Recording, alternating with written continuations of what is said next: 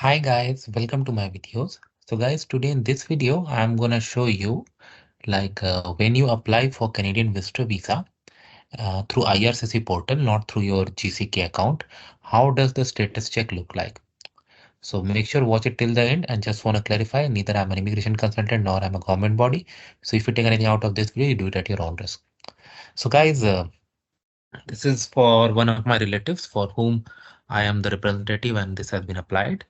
On top of that, they'll have like application details, UCI, and some other confidential information just above this small para that I'm not showing. But if you scroll down, you can see estimated remaining processing time. There's nothing here. It was very recently applied. Okay, and details of the status, review of eligibility in progress, medical result not required as of now, review of additional details, no additional documents as of now, interview, biometrics, background, final decision. Okay.